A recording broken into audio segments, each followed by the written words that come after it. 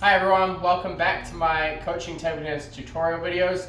I'm Matt Hetherington from MHTableTennis.com, and in today's lesson, similarly to yesterday's, I fulfilled a request from someone to delve a little bit more into short pimple rubber. So yesterday I did a basic chopping tutorial using long pimples and smooth rubber on the forehand, and today I got a racket with short pimples and just did some basic openings and driving with the short pimple rubber on the forehand and backhand. So some of the good properties about short pimples, if you're thinking about potentially using them, is that it's very easy to take spin off the ball.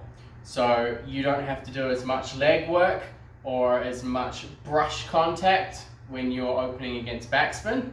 You can kind of play like a quick opening drive without dropping your racket too much. Also, they're very good for flat hitting or smashing. Very, very good for driving through the ball and creating a fast, hard contact.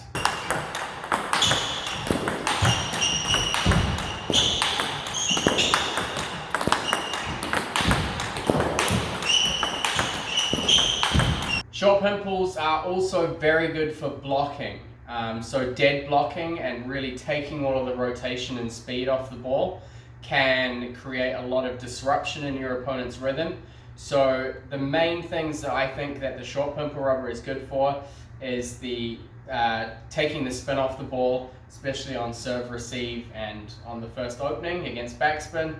The second reason is they have the ability to really play quite fast and hard when you're driving and smashing the ball. And then thirdly, of course, being able to produce that dead slow block where they can take the pace and the spin off the ball at the same time. You'll have seen in many of my videos that Lily Yip is using the short pimple rubber on her panhold, on her main panhold side. So a lot of the time when she's blocking and taking a lot of the spin and pace off the ball, she's using short pips.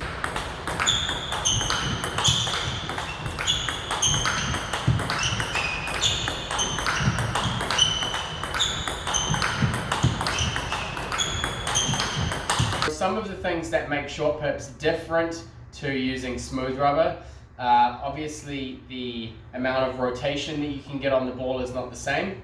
It's a lot less with short pips. You can get softer sponge short pips that are still capable of producing reasonably good amounts of spin.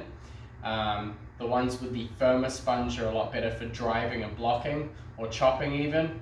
But if you want to play with more spin, definitely go for something that's softer sponged or a little bit thicker sponged. Of course, you do lose out on some of the direct impact power. So if you do opt to use a spinnier pips, it is harder to get the same amount of direct force when you're smashing or driving the ball. It's important when you're playing with short pips and you're playing topspin strokes to remember a few things. The first one is to reduce your backswings. You're really using much more compact strokes when you're playing with short pimples. So they're quite quick driving shots. You need to build up a lot of hand speed in a shorter space of time. So in terms of the body work, it's a little bit more shallow. So instead of really pushing up through your legs, it's a lot quicker movement. And so the acceleration through the waist and legs is really rapid and a little bit more condensed. And you really build up more acceleration through your hands.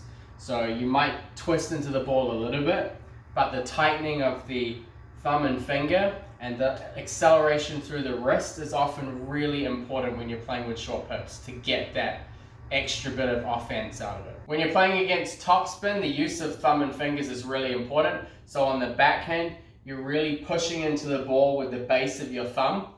So you get that extra bit of acceleration by really pushing, especially when you're punching at the ball, when it's a little bit higher. You're really pushing with this base part of your thumb here into your racket quickly, and then supporting the force and controlling the stability with your finger on the opposite side. Similarly with the forehand, you're using this part of your finger across here to also generate that extra bit. So through this part, gives that extra wrist and acceleration through the finger into the ball on the forehand side.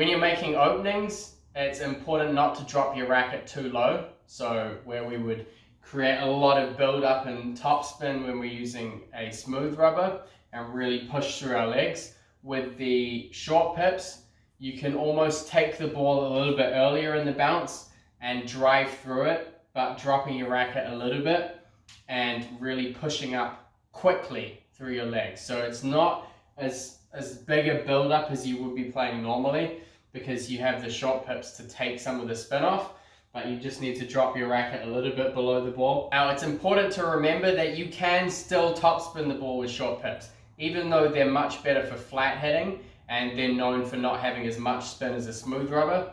You can still create a loop. You don't have to flat hit everything. So I find it's really useful when I'm teaching players that are using short pips, when they're playing against backspin, to really tighten through that last bit of the contact and try and almost bump the ball up. So when you get to this contact point, really just tightening through that last bit to get that last bit of, try and get that last bit of grip. And with a lot of short pips, you can still produce a reasonable amount of topspin. Obviously not the same as a smooth rubber, but it is possible to loop. When you're playing against backspin, I would recommend trying both methods. So against backspin, it is a lot easier to drive the ball with short pips, but you can also play a slower controlled loop. So I think it's good to practice and have both of those strokes at your disposal.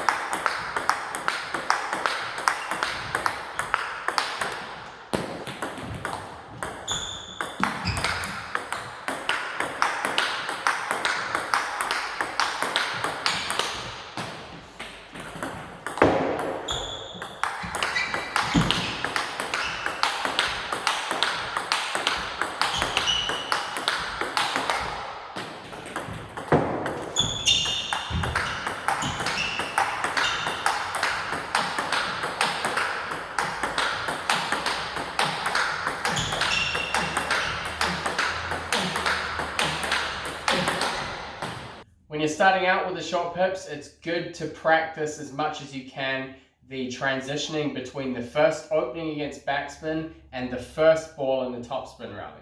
So here are a couple of multi-ball drills, very basic, just doing one opening, one ball forward on the backhand and then on the forehand side.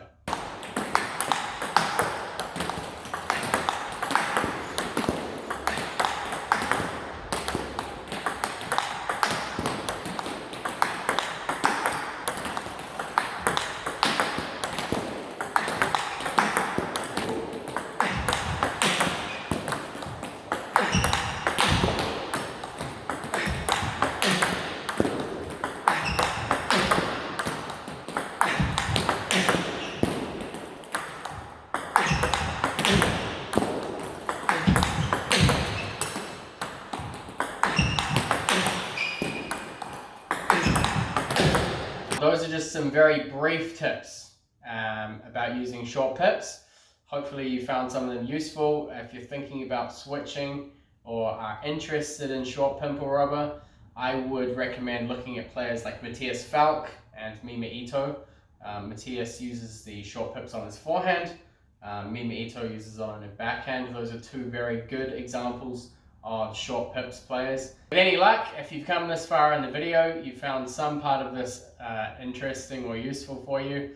And again, just focusing on the basics, not getting into too much detail in the beginning. I felt throughout these 30 videos that I've been doing in this course, I've really tried to focus on just building foundations, which makes me think about where this is going to go next. And hopefully once all these foundations are laid, my next level of videos can start looking at different training methods or perhaps being a little bit more sophisticated. But for now, that's my small tutorial on using short pips, and hopefully some of you have found that useful. And I'll be back again tomorrow with the last video in this block of 30 videos. Again, for those of you who have been tuning in and watching these videos, thank you very much for the feedback and the support. And make sure you come back tomorrow for the last one.